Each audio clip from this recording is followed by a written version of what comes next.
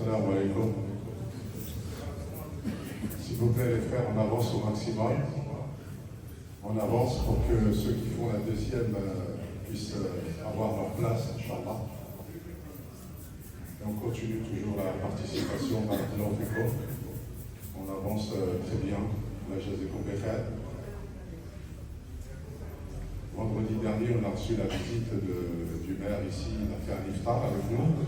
Alhamdoulilah, il a confirmé, il a assuré à nouveau son engagement total pour le terrain et donc pour la future construction, Inch'Allah.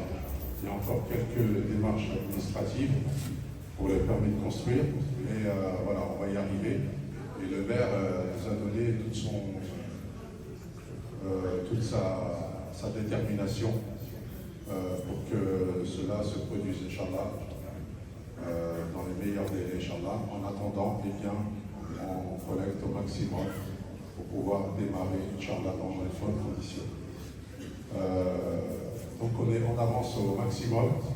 Autre chose, quand il y a la fin du Jumu'ah, et comme vous savez, c'est la dernière d'ailleurs de ce vendredi, du Ramadan, on a trois prêches, donc ce qui fait qu'il y a encore un autre prêche derrière.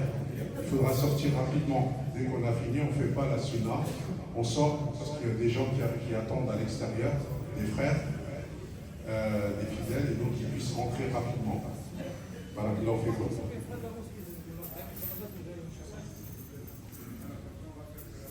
Autre chose aussi, donc je voulais vous dire que comme malheureusement c'est la fin du Ramadan approche, il y a la grande fête de l'Aïd, il y a la fête de l'Aïd, Inch'Allah.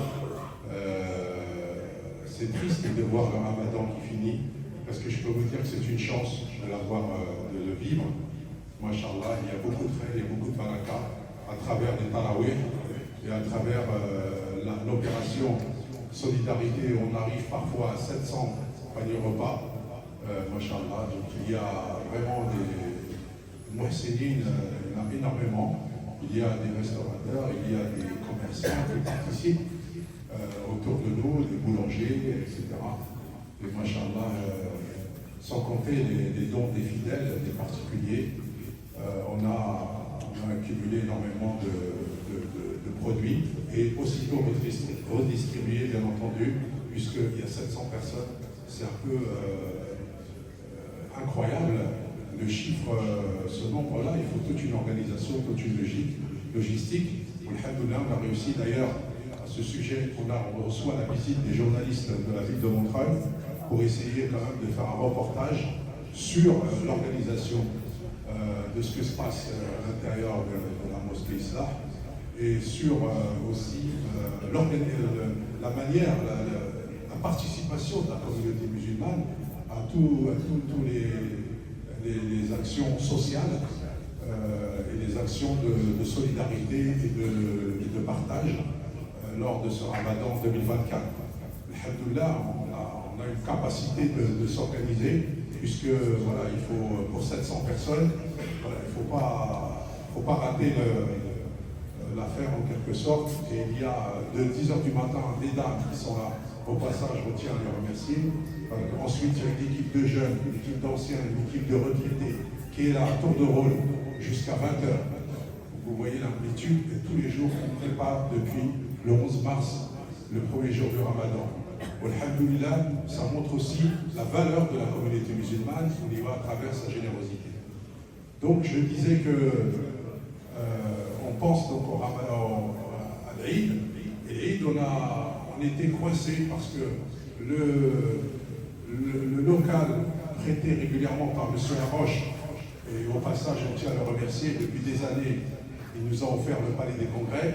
Le Palais des Congrès a été loué par un concessionnaire privé, Société Events, qui est très connue. Et donc, voilà, il n'avait pas la main sur le Palais des Congrès et il nous prêtait le local à côté. Malheureusement, il y a des travaux à l'intérieur, ce qui fait que se retourner à la mosquée, c'est trop petit. Je vous rappelle qu'on accueille près de 8 000 à 10 000 personnes. Masha'Allah, Allahu Akbar, qui arrivent un peu de partout. Et du coup, on ne peut pas les accueillir à la mosquée. C'est impossible. Même si on fait 4, 5, 6 séances, c'est très compliqué. Donc ce qui fait qu'on a un peu sollicité la ville de Montreuil, le maire de Montreuil, lors justement de l'Iftar, et même avant, tout ça, ça a été préparé avant. On a donc aussi engagé aussi, donc avec toutes des partenaires, donc à la fois la ville de Montreuil, M. Arroche aussi est intervenu, donc il s'est mobilisé, il faut le dire, pour participer, pour essayer de voir comment on peut faire pour trouver une solution. Et alhamdoulilah, on a trouvé une solution avec le Palais des Congrès. Et ça, c'est vraiment une grande chance et un bonheur de pouvoir faire la Salat Eid dans un espace de 6900 m². Ça, il n'y en a pas beaucoup d'espace dans les alentours. Et alhamdoulilah, c'est une bénédiction, c'est un bienfait. Et on tient à remercier énormément à la fois la participation de la ville de Montreuil pour essayer de rentrer un petit peu dans l'affaire. Et puis M. Arroche et son fils qui se sont vraiment impliqués de manière aussi à qu'on puisse faire la Salat Eid mercredi, Inch'Allah. Il y a de fortes chances que ça soit mercredi. Voilà, c'est important de rappeler, on a toute notre reconnaissance parce qu'ils font tout pour que la communauté musulmane puisse prier dans un cadre vraiment sérieux, avec toute la sécurité et avec tout l'espace qu'il faut. Alhamdoulilah.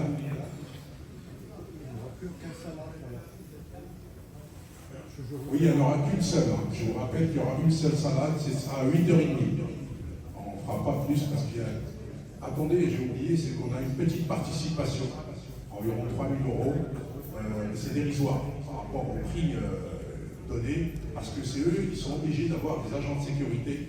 La société qui gère les palais des congrès, c'est eux qui doivent payer des agents de sécurité et tout le système de sécurité. Ce qui fait qu'on a une petite participation, la mosquée va payer, mais on préfère payer, on préfère que les musulmans aient les meilleures conditions, le meilleur accueil pour faire un jour de fête après le ramadan. Donc ça sera à 8h30. Je rappelle qu'il faut ramener un tapis. Nous n'avons pas vu l'espace très grand, machallah. On n'a pas assez de moquettes. Donc c'est clair qu'il faut transmettre le message, il faut ramener un tapis. Ensuite, on n'est pas sûr d'avoir les toilettes, donc essayez d'avoir les ablutions avec vous. Et, éventuellement, on va essayer d'ouvrir la mosquée. On va l'ouvrir quoi qu'il arrive, pour que les gens puissent faire, ceux qui ont vraiment nécessité à faire l'auto, les ablutions, puissent venir à la mosquée, puisque c'est pas loin. Je vous rappelle que le Palais des Congrès, c'est là où il y a le Salon du Livre, c'est au pied de la rue de Paris, au pied du métro Robespierre, juste en bas. Dès qu'on descend la rue Gutenberg, eh bien, il y a Maurice Dufriche, et là, il y a un énorme bâtiment, c'est ça, le Palais des Congrès. Et alhamdoulilah, on a réussi, avec beaucoup de contacts, beaucoup de réunions, etc., pour que les musulmans puissent faire cette Salat Eid dans un cadre agréable. Voilà ce que je voulais vous dire. En tout cas, je tiens à remercier l'ensemble de ces partenaires, les équipes qui sont à nos côtés, à la fois aussi les bénévoles. Le vendredi, pendant le iftar, il y a une vingtaine de jeunes, et de moins jeunes, et même de plus vieux, qui participent, toutes les générations confondues, toutes les origines confondues. C'était vraiment extraordinaire. Il y a un seul cœur. L'objectif, offrir un repas, donner à l'autre. Ça, c'est magnifique comme message durant le ramadan, durant le jeûne. On a faim, on a soif, mais on pense à l'autre. On pense à l'autre qui a soif ou qui a faim, qui ne mange pas toujours à sa faim. Les étudiants, je rappelle, les migrants, les gens en précarité, les célibataires, les sans-papiers, les sans-logement, etc. Et ça, vraiment, c'est intense comme message. Je dirais pour finir que nous avons invité,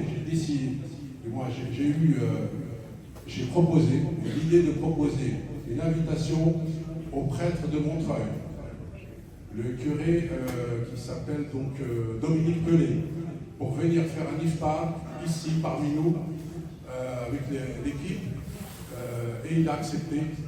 Alhamdulillah, c'est beaucoup, ça c'est un message fort de l'islam et des musulmans. Nous sommes ouverts, nous sommes une communauté qui respecte toutes les autres communautés, que ce soit la communauté chrétienne, ce sont nos amis, ce sont nos frères, que la communauté juive ou les autres communautés, nous vivons tous ensemble. Et il faut qu'il y a le bien vivre ensemble, cette fraternité, ce respect et cette amitié doit exister. C'est plus fort que nous, c'est comme ça, et c'est le sens du message du prophète sallallahu alayhi wa sallam. Nous sommes là, comme les autres ils sont là, nous sommes tous des créatures d'Allah subhanahu wa ta'ala, et on doit s'aimer, on doit se respecter et vivre en paix dans ce pays et partout dans le monde. Il n'y a pas de raison. Il n'y a pas de raison qu'il y a la haine, ou bien la guerre, ou bien la terreur, ou je ne sais quoi. Ça, c'est pas dans les textes, c'est pas dans nos valeurs. Même si parfois, ça et là, on essaye de nous faire croire que ça existe. Non, c'est pas vrai. D'où l'importance de recevoir le curé de Montreuil, qui fait office à Saint-Paul, Saint-Pierre, la grande église du centre de Montreuil, et Saint-André, l'église du Bas-Montreuil, place de la République.